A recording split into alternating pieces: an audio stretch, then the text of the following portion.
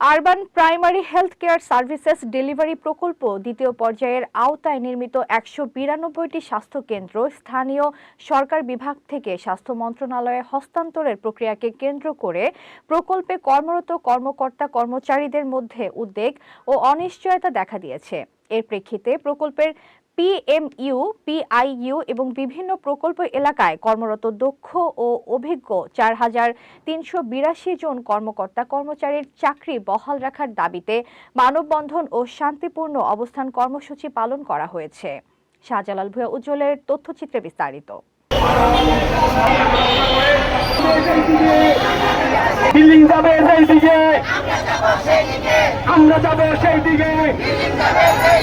রবিবার ১০ মে সকালে রাজধানীর জাতীয় প্রেস ক্লাবের সামনে তোপখানা রোড সেগুনবাগিচায় আয়োজিত এ কর্মসূচিতে প্রকল্পের বিভিন্ন পর্যায়ের কর্মকর্তা ও কর্মচারীরা অংশ নেন। কর্মসূচিতে বক্তারা বলেন, দীর্ঘদিন ধরে তারা নগর এলাকার প্রাথমিক স্বাস্থ্যসেবা জনগণের দোরগোড়ায় পৌঁছে দিতে নিষ্ঠার সঙ্গে দায়িত্ব পালন করে আসছেন।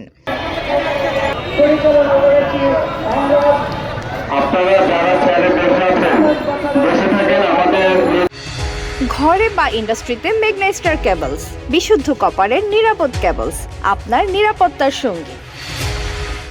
প্রকল্পের মাধ্যমে মা ও শিশু স্বাস্থ্যসেবা, টিকাদান, পরিবার পরিকল্পনা এবং সাধারণ চিকিৎসা সহ নানা গুরুত্বপূর্ণ সেবা নগরবাসীর কাছে পৌঁছে দেওয়া হয়েছে।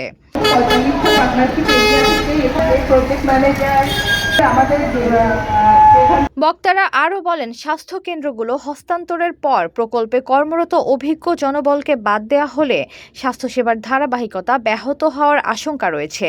তাই জনস্বার্থ বিবেচনায় সকল কর্মকর্তা কর্মচারীর চাকরি বহাল রেখে স্বাস্থ্য মন্ত্রণালয়ের অধীনে সমন্বিতভাবে কাজ করার সুযোগ দেওয়ার দাবি জানান তারা।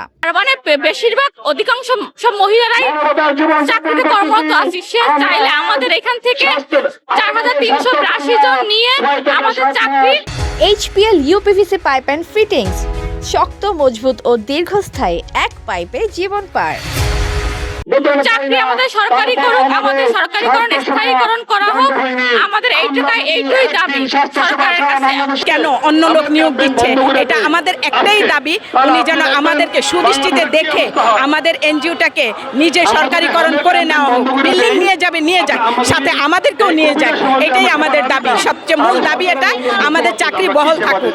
নিজের জীবনের কোনো দিকে তাকায় করোনার টিকা দিয়েছি, হাম ক্যাম্পিং করেছি, টাইফয়েডের টিকা দিয়েছি, কোনো কিছুতে আমরা জীবনের ঝুঁকি নেই, বাস নেই, কোনো কিছুতে আমরা ভয় পাই নাই।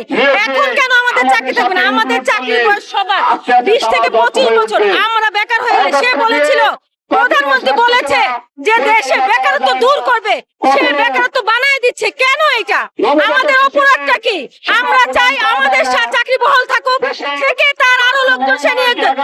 1 লক্ষ লোক নিয়োগ দিবে, 1 লক্ষ লোকের কাছে ৪,৩৩৮ জন মানুষ কোনো কিচ্ছু না। সেই মানুষগুলো রেখে বাকিগুলো নিয়োগ দেয়, এটা আমাদের দাবি।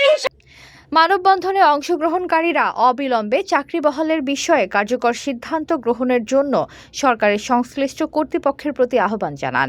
পাশাপাশি দাবি আদায় না হওয়া পর্যন্ত শান্তিপূর্ণ কর্মসূচি অব্যাহত রাখার ঘোষণাও দেন তারা। উল্লেখ্য, 10 থেকে 14 মে পর্যন্ত ধারাবাহিকভাবে এই শান্তিপূর্ণ অবস্থান কর্মসূচি পালনের ঘোষণা দিয়েছেন urban primary health care services delivery প্রকল্প দ্বিতীয় পর্যায় এর কর্মকর্তা ও কর্মচারীবৃন্দ। এতক্ষণ আপনাদের সাথে ছিলাম তামান্না ইসলাম তন্নি। প্রতিদিনের নিউজ আপডেট পেতে আমাদের সাথেই থাকুন।